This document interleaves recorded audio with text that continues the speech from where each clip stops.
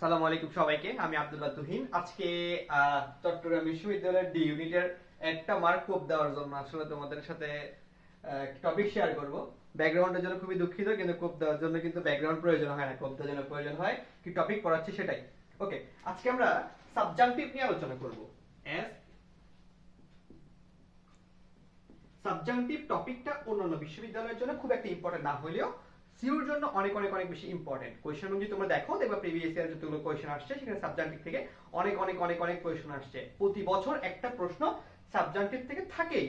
So subjunctive কি এটা আমরা একটু জানবো, এবং এটা কিভাবে পরীক্ষায় অ্যাপ্লাই করবো এবং কিভাবে শিখলে আমার পরীক্ষায় 1 নাম্বার আমি কমন পাবো সেভাবে সেটা আজকে আমরা দেখবো। ঠিক আছে, subjunctive.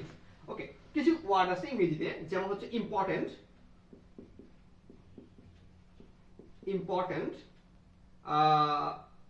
ask, necessary, argue, require,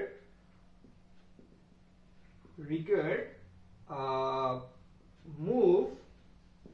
এইসব ওয়ার্ড যদি থাকে, এরপরে যদি একটা ডেট থাকে এবং এরপরে যদি একটা সাবজেক্ট থাকে, সেই সাবজেক্টটা সিঙ্গুলার হইতে পারে, সেই সাবজেক্টটা প্লুরাল হইতে পারে, বা সেই সাবজেক্টটা পাস্ট হইতে পারে, ভার্বটা পাস্ট হইতে পারে, সাবজেক্টটা সিঙ্গুলার প্লুরাল যাই হোক না কেন, এরপরে যে ভার্বটা বসবে সেই ভার্বটা বসবে অলওয়েজ ভার্ব জিরো। এখন ভাইয়া ভার্ব জিরো বলতে আপনি কি বোঝাচ্ছেন? আমরা যদি একটা एग्जांपल দেই তাহলে আমরা ভালো করে বুঝতে পারবো। এখানে আরেকটা ওয়ার্ড আছে সেটা হচ্ছে অ্যাডভাইস। ওকে, ঠিক আছে। আমরা যদি একটু এটা মুছে দেই তাহলে দেখতে পারবো একটা एग्जांपल দিয়ে। ধরেন আমি আপনাকে বললাম দ্য ডক্টর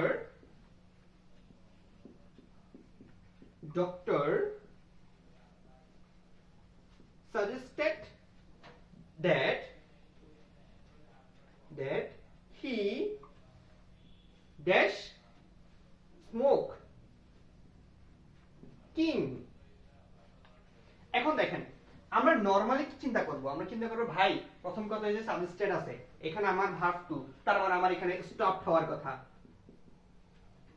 কথা। আপনি যদি এই গ্রামার নিয়ে পরীক্ষার হলে যান, আপনি আর যেখানে পাস করতে পারেন সিউতে আপনি গ্রামার পাস করতে পারবেন না। সেহেতু আপনাকে যেহেতু দেখতে হবে এখানে সাজেস্টেড কথাটা আছে এবং দ্যাট কথাটা আছে, এটা সাবজাংটিভের মধ্যে পড়ে। দ্যাটস ওয়াই এখানে হির পর আপনাকে লিখতে হবে স্টপ। যদিও হি একটা থার্ড পারসন সিঙ্গুলার নাম্বার, এরপরে এস বাই ইএস হওয়ার কথা, কিন্তু এখানে আমরা এস বাই ইএস না দিয়ে আমরা ডাইরেক্ট ভার্বের জিরো ফর্ম লিখলাম, কারণ এই রুলসটা সাবজাংটিভে পড়ছে এবং সাবজাংটিভে যখন necessary, suggested, ask, advice, important, necessary এই কথাগুলো থাকে, এরপর আমরা যে ভার্বটা লিখব সাবজেক্টের পর, ওই ভার্বটা অলওয়েজ আমার ভার্ব জিরোতে হবে। এখন আপনি আমাকে প্রশ্ন করতে পারেন ভাইয়া আপনি তো অনেকগুলো ওয়ার্ড বলছেন, এখন আমি একটা নাম্বারের জন্য এতগুলো ওয়ার্ড আমার পক্ষে শেখা পসিবল না। ভাই আমি আপনাকে প্রথমে কি বলছি যে 1 নাম্বার সাবজেক্টিভ থেকে আসবে। যখন আপনি দেখবেন এরকম দ্যাট দিয়ে, এখন আমরা যে কথাটা বলবো এই কথাটা হচ্ছে চুরি বিদ্যা। ঠিক আছে, চুরি না, এটা টেকনিক্যালি আর কি। এখন দেখেন আপনি যখন পরীক্ষার হলে যাবেন, কোশ্চেনটা যখন হাতে পাবেন, তখন দেখবেন কোশ্চেনের মধ্যে দ্যাট দিয়ে এর আগে কোনো ভার্ব আছে কিনা, সেটা যেই কেউ থাকতে পারে না কেন, যাই থাকুক না কেন, সেটা ইম্পর্টেন্ট থাকতে পারে, নেসেসারি থাকতে পারে। এখানে কি আছেন, ধরেন আপনি এটা পরীক্ষা হলে জানেন না, কিন্তু আপনি জানেন এটা ডেটার সাথে বসছে, এবং অপশনে দেখবেন আপনাকে ভার্ব হিসেবে দিয়েছে স্টপ, স্টপিং,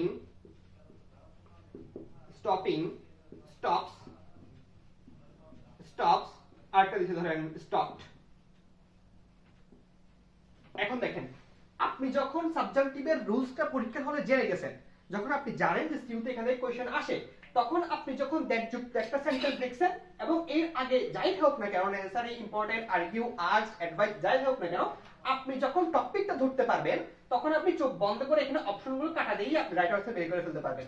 আপনি জানেন যে দ্যাট এর আগে যাই হোক না কেন, দ্যাট যুক্ত সেন্টেন্সের ক্ষেত্রে যদি আমি সিউতে জানি সাবজাংটিভ আসবে, তার মানে দ্যাট যুক্ত একটা ওয়ার্ড আছে, মানে এটা সাবজাংটিভ থেকে আসছে, তার মানে স্টপিং হবে না, স্টপ হবে না, স্টপস হবে না, অ্যানসার হচ্ছে স্টপ।